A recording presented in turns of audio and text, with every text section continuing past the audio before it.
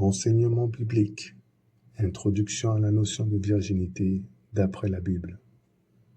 Séance numéro 2. La virginité tout au long de la Bible.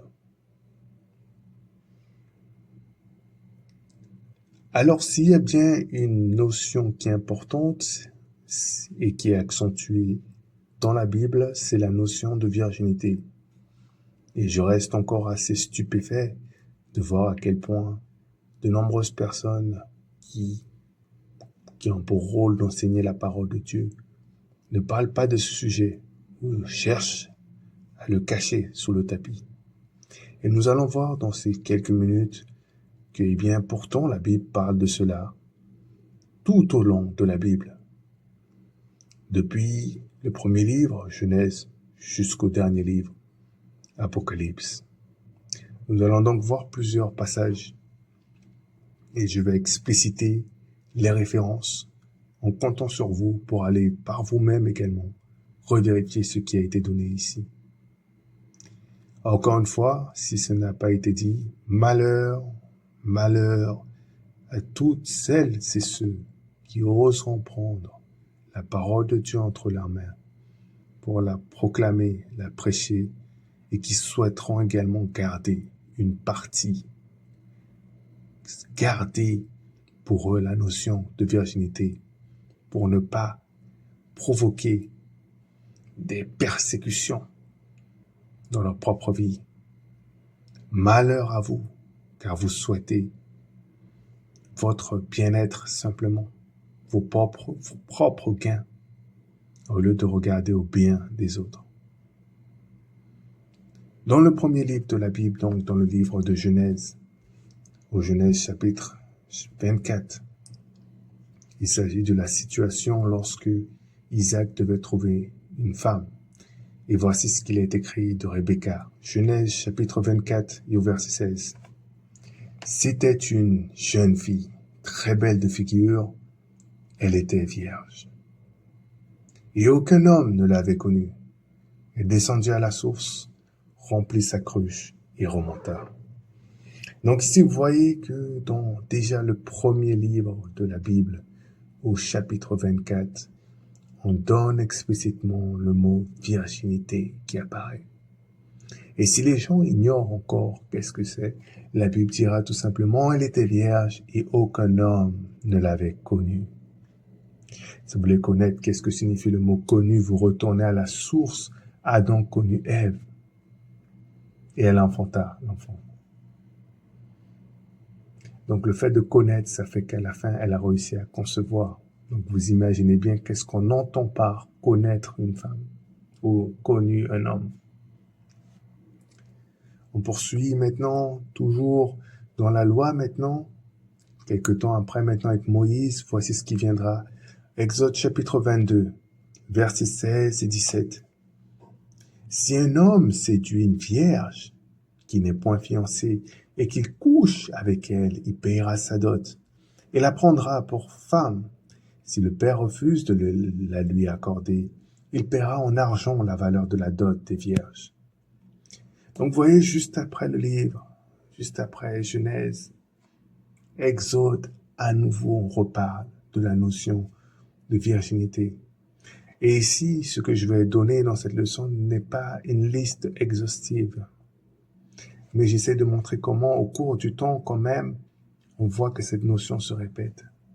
Ouvrez maintenant dans le livre de Juges chapitre 21, à partir du verset 8. Il s'agit maintenant du moment lorsqu'il fallait repeupler cette tribu de Benjamin, qui était maintenant devenue faible, et il fallait trouver des femmes. Voici ce qu'il est écrit. Juges chapitre 21, verset 8. Ils dirent donc, y a-t-il quelqu'un d'entre les tribus d'Israël qui ne soit pas monté vers l'Éternel à Mitzpah? Et voici, personne de Jabès en Galède n'était venu au camp, à l'assemblée. Verset 9. On fit le dénombrement du peuple, et il n'y avait là aucun des habitants de Jabès en Galade. Alors l'assemblée envoya contre eux 12 000 soldats en leur donnant cet ordre. Allez et frappez du tranchant de l'épée les habitants de Jabès en Galède, avec les femmes et les enfants, Voici ce que vous ferez, vous dévorez par interdit tout mâle et toute femme qui a connu la couche d'un homme. Ils trouvèrent parmi les habitants de Jabès en Galade 400 jeunes filles vierges qui n'avaient point connu d'homme en couchant avec lui. Ils les amenèrent dans le camp à Silo, qui est au pays de Canaan. Ici à nouveau, quelque temps après encore, voyez comment le temps s'écoule encore maintenant. Et ils ont déjà pris possession de la terre à Canaan. Maintenant, ils ont eu quelques difficultés. Et maintenant, il faut repeupler cette tribu-là qui était maintenant peu nombreuse. Et ici encore, lorsqu'il fallait trouver des femmes, on a pris des femmes vierges. Quelque temps après encore, maintenant, et oui, le temps est passé, on a eu des juges, maintenant on arrive au livre de rois. Le temps passe aussi, maintenant le roi David devient vieux. Voici ce qu'il est écrit dans 1 Roi, chapitre 1, et à partir du verset 1er. Le roi David était vieux, avancé en âge, on le couvrait de vêtements et ne pouvait se réchauffer. Ses serviteurs lui dirent que l'on cherche pour mon seigneur le roi une jeune fille vierge, qu'elle se tienne devant le roi, qu'elle le soigne et qu'elle couche dans ton sein. Et mon seigneur le roi se réchauffera.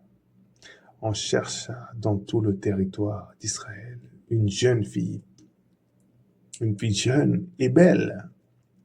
Et on trouva Abishag, la Sunamite, que l'on conduisit auprès du roi. Cette jeune fille était fort belle.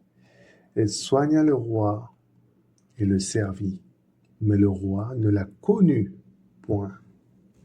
C'est intéressant et je n'avais pas pensé à cela, mais en même temps on révise sur la notion de virginité, que virginité c'est connaître un homme. Retenez bien ce mot, connaître un homme. On en reparlera très probablement après. Donc, vous voyez maintenant, quelques temps après, le roi David, on reparle de virginité. On continue, on fait passer le temps. Maintenant, on arrive jusqu'au Nouveau Testament. Et comment ça s'ouvre? Matthieu chapitre 1, au verset 23, voici ce qu'il est écrit. Voici la Vierge sera enceinte. Elle enfantera un fils et on lui donnera le nom d'Emmanuel. Ce qui signifie Dieu est avec nous. Verset 24, Joseph s'étant réveillé, fit ce que l'ange du Seigneur lui avait ordonné, et il prit sa femme avec lui. Mais il ne la connut point jusqu'à ce qu'elle eût enfanté un fils, auquel il donna le nom de Jésus. Voyez, au début, c'est bien écrit, voici la Vierge sera enceinte. On parle encore de Vierge. Une question que je souhaiterais vous te poser, toi qui m'entends. Ceux qui veulent peut-être penser que la virginité, c'est pas important. Qu'est-ce qu'il serait passé si Marie vous avait écouté? Si Marie avait fait comme beaucoup? Qu'est-ce qui serait passé? Est-ce que Jésus serait venu par elle? Hein? Voici la Vierge sera enceinte si Marie n'était pas vierge. Sachant que ne pensez pas que c'était forcément un petit enfant, hein. C'était une qui était déjà quand même fiancée hein, quand elle a été trouvée enceinte. Elle était déjà engagée, hein, assez loin quand même. Et Joseph pensait comment arrêter cette relation. Qu'est-ce qui serait passé si elle avait perdu sa virginité? Hein? Pense à ta vie maintenant. Qu'est-ce qui serait passé avec ta vie? Qu'est-ce qui va se passer avec ta vie si tu perds ta virginité également? Vous n'y pensez pas, hein? On poursuit maintenant l'histoire de Jésus, les évangiles. On arrive maintenant à la partie des apôtres, actes des apôtres, chapitre 21, versets 8 et 9. Donc là, on parle de l'histoire des apôtres. Verset 8, nous partîmes le lendemain et nous arrivâmes à Césarée. Étant entrés dans la maison de Philippe, l'évangéliste, qui était l'un des 7, nous logeâmes chez lui. Il avait 4 filles vierges qui prophétisaient. Oui, donc bonne nouvelle, hein, si tu es vierge, tu peux également prophétiser, tout comme les filles de, de Philippe ici. Et donc, vous voyez, même après, dans le Nouveau Testament, après même l'histoire de Jésus, on continue à parler des vierges. Et comment aujourd'hui on veut dire, on ne parle pas de cela. Comment aujourd'hui des gens peuvent prendre la parole de Dieu et ne pas prêcher sur cela alors que des vies sont détruites. Hein, je vois les conséquences constamment. On veut essayer de mettre un pansement, on veut essayer de régler ça, mais c'est pas facile. C'est pas facile. Alors pourquoi pas prévenir plutôt les gens et éviter qu'on tombe là-dedans? Poursuivons maintenant dans le livre de 1 Corinthiens. On continue, on est maintenant dans les épîtres. Vous voyez comment on avance dans la Bible. Et j'ai dit, ce n'est pas une liste exhaustive. 1 Corinthiens chapitre 7 et au verset 25. Pour ce qui est des vierges. Là, ça commence bien. Pour ce qui est des vierges. Il faut déjà trouver les vierges, hein, mais pour ce qui est des vierges, je n'ai point d'ordre du Seigneur, mais je donne un avis comme ayant reçu du Seigneur. Miséricorde pour être fidèle. Donc ici, il parle aussi des vierges. Comme j'ai dit, je donne juste quelques références. Mais c'est cité encore, même dans 1 Corinthiens. On avait commencé avec Genèse, n'est-ce pas? Poursuivant. Je continue. Vous avez vu, je vais tout au long. On arrive maintenant à Apocalypse. Voilà. J'avais commencé avec le premier, j'arrive au dernier. Je suis passé par plusieurs au milieu. J'ai essayé de prendre un peu quelques-uns de plusieurs époques. Apocalypse, chapitre 14, et au verset 1. Je regardais, et voici, l'agneau se tenait sur la montagne de Sion. Et avec lui, 144 000 personnes qui avaient son nom et le nom de son Père écrit sur leur front. Et j'ai entendu du ciel une voix, comme un bruit de grosses eaux, comme le bruit d'un grand tonnerre. La voix que j'entendis était comme celle de joueurs de harpe, jouant de leur harpe. Et ils chantent un cantique nouveau devant le trône et devant les 4 êtres vivants, les vieillards. Et personne ne pouvait apprendre le cantique, si ce n'est les 144 000 qui avaient été rachetés de la terre. Ce sont ceux qui ne se sont pas souillés avec des femmes, car ils sont vierges. Ils suivent l'agneau partout où il va. Ils ont été rachetés d'entre les hommes comme des prémices pour Dieu et pour l'agneau. Et dans leur bouche, il ne s'est point trouvé de mensonge, car ils sont irrépréhensibles. Même dans le livre d'Apocalypse encore, la notion de vierge, le mot vierge réapparaît et quand même vous parlez pas de ça. C'est une honte. Là, on a vu ici, dans ces passages-là, principalement la virginité par rapport à la religion chrétienne de la Bible. Mais il faut savoir que ça s'arrête même pas là. C'est pas que les gens de la Bible qui parlent de virginité, mais également les gens même qui ne sont pas forcément connus comme des chrétiens. Ouvrons dans la Bible dans Esther, chapitre 2. Esther, chapitre 2, et à partir du verset numéro 1. Après ces choses, lorsque la colère du roi Assuérus se fut calmée, il pensa à Vashti, à ce qu'elle avait fait, et à la décision qui avait été prise à son sujet. Alors ceux qui servaient le roi dirent, et il pensait à la décision qui avait été prise à son sujet. Verset 2.